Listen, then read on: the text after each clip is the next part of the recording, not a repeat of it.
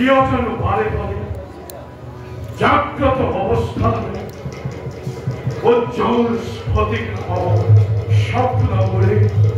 gel ভেঙে করে আমি মন বলনি স্বপ্নতেই ভাব হয় মন কুবের খবরেন রত্নময় কিন্তু যেতে হয় পৃথকরে সামাজিক পড়া উভতি আহু আপন স্থিতি রই নিজর উপরতে জন্মে প্রতিষ্ঠা অস্বস্তি দেখা দিয়ে রাজকার্যত দানকার পঞ্চলতায় ভক্তি হেরে অববিন্দে বলে বক্ষস্থানতে কুয়া ভাই আমি মন্দির ওগুলো কেবলে করতলিয়া হই জিয়াই থাকি ভাবি ভবিষ্যতা স্বীকার করি হাসা করে দেখ ভক্তন বলে সেই দ্বারকার প্রতি মধুর আলো দ্বারকারে সমস্ত প্রদায় ভগবান হবজ্ঞান করে সেই কৃষ্ণকে আর কারণ কি জানা না অসহ্য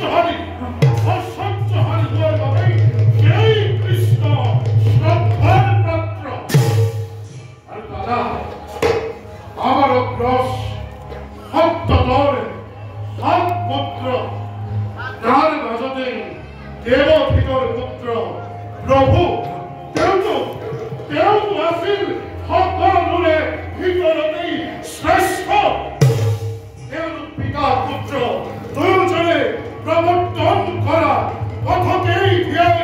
পৃথিবীর 6,000 লোকে অমর পদ প্রাপ্তি হয়েছিল কিন্তু দাদা তার তুলনাত দ্বারকার কই আমি যেন শ্রেষ্ঠ হই যুবরাজ মোর মনত ভাব হইছেন অযথ সৈন্য সঙ্গে লই উন্নত হস্পিতলে চপে করিল তারকার পরতে বহাগ করি সমস্ত যাদব বংশকে বিজয় ধ্বজ উন্নতম তারকার স্বর্ণ হিংসা করতে কিন্তু অসহ্য হারি বহুগুণে সেই তারকা নগর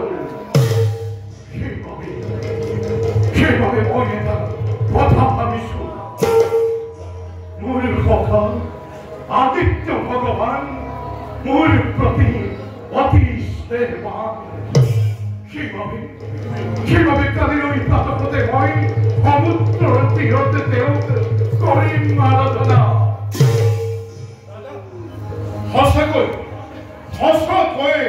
সহ্য দেবে যদি দিয়ে গরিখন গরিবরে ভালো দাদা রত্ন গরিখন না জানো ভাই ভাগ্য চক্র কোন দিকে করে আবর্ত ভাই প্রাণের জিহারি বই